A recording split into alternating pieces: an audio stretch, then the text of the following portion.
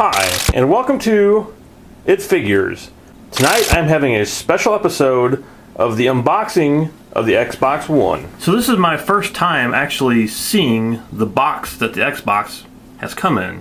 And I was expecting it to be a little different, I guess. It's pretty much a solid black, except for one side is glossy and the other side is matte, just like the Xbox itself. And on one side, it just gives you the specs of everything that comes inside the box. And either the front or the back, you can decide which one this is glossy on one side and matte on the other, and it just says basically Xbox One.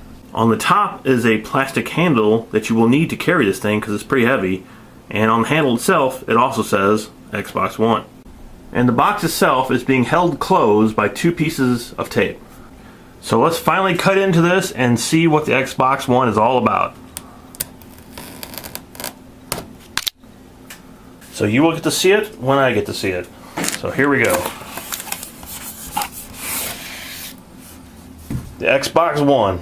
Right on top of the package, it looks like we have the Kinect. And it's really well packaged in here. You have a separate container here for the cord and a separate container for the Kinect itself. And it's a really big piece of hardware here. And we have another compartment that contains, it looks like, the book. And here are some cords. These are actually not cords. This is the new headset. And I'll go into detail on all this here real soon. And here we have the Xbox One controller, which I have never even touched or been able to pick up or look at before. So this is my first time looking at it. So, some kind of styrofoam packaging. So here it is. The brand new Xbox controller. Xbox Day One Edition. Okay, so underneath the controller is another cord. It looks like HDMI cable. And under the setup guide, we have some stickers. Xbox sticker, Xbox One. This is a code of some kind. I will look at that later. And more information about it. And the all great power brick.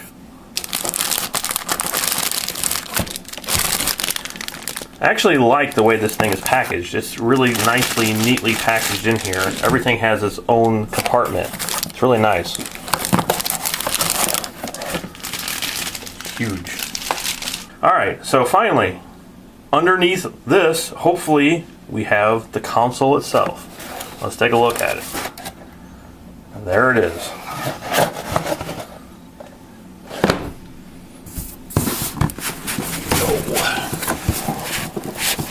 Take it out of here without destroying the box. And it's put in actually nicely foam on all the corners and on the bottom, on the top, to keep it secure. Let's go ahead and unbox the actual console. This is the back. Let's see if there's a way to slide it out of here without tearing the packaging. So there you go. The Xbox One console. The only time I actually got to see this console was behind glass at a Microsoft store. Before that, all I ever seen was photographs, but now that I actually got to see it in person, I think it's a fantastic looking console. So gone is the old tray for the Xbox, and now we get a brand new slot. And this must be the eject button, and it's not an actual button, so I'm assuming it's probably just you run your finger over it and the disc will come out. As you can see, the shiny black surface of this is a dust magnet. It already has dust all over it several seconds after taking it out of the box. On the top left-hand corner, you can see where it just says Xbox, nicely in chrome. And over here on the right is a big vent to keep it from overheating, hopefully. As there is another vent over here on the left-hand side. On the back side, you have your numerous ports you can plug things into. And on the right side is another vent, but it's only a half a vent. Also on the left hand side you have a USB port, and this button here I believe is an actual button, and that syncs up the controller. And if you press down on the Xbox itself, it does not wobble. So now let's take a look at the brand new designed controller. Being this is a Day One edition, you have the words Day One 2013 printed right on the front of the controller. And the only other difference between this controller and a regular controller is the Day 1 edition has a chrome D-pad. The sticks have brand new textures across the top of them, and they're actually a lot smaller and they feel a lot smoother than the old sticks. The buttons also are just nicely done. Nice and bright, and they have almost like a 3D effect going on with them. So gone are the start and select buttons, and they've been replaced with two brand new buttons on the front. And you also have another button above that, which I believe turns on the consoles. The shoulder buttons are really nice. I liked how they incorporated them into the design of the top of the controller. And I love the feel of these new triggers. So the big hump that was in the middle of the back of this controller is also gone, and it's replaced with a smooth, flat back. And this is where the batteries go for the Xbox One, and hopefully I will soon get some of the rechargeable ones so I don't have to keep swapping out batteries all the time.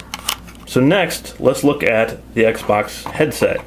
This is a huge improvement over the older, cheaper looking headsets, I think. The earpiece is much larger than the previous ones. And the microphone itself is a much better design than the old one. There is no foam on the end of it that can disappear. And the one thing I really like about this controller is the integration between the mute and the volume buttons and the controller. You just basically plug it into the bottom of the controller like that, and you can control it right on the controller itself. That's awesome. Next up, we have the one thing that a lot of gamers were upset about, and it's the Kinect. This is the reason why the Xbox cost $100 more than the PlayStation 4, because every Xbox comes with a new Kinect. But I gotta say, looking at this thing, it's a hefty piece of hardware. The microphone on the bottom stretches all the way across the bottom of the Kinect. And here you can see the camera on the one side. And across the top is another vent. And on each side is another vent. One thing I really liked about this Kinect, besides it's just really nice looking, is they incorporated the design of the console itself into the Kinect. So they kind of go together. On the bottom of it is a stand that moves a little bit, but not too much. And as you can see, there's a hole here, which I'm guessing something could either connect to it, or eventually you'll be able to buy something that will connect to it. And lastly is the power brick. And like the Kinect, they actually made the power brick to go along with the console and the Kinect. So yeah, even though it's just a big black brick, it still has some really nice design to it. So I also bought a game for the Xbox, and that is Dead Rising 3.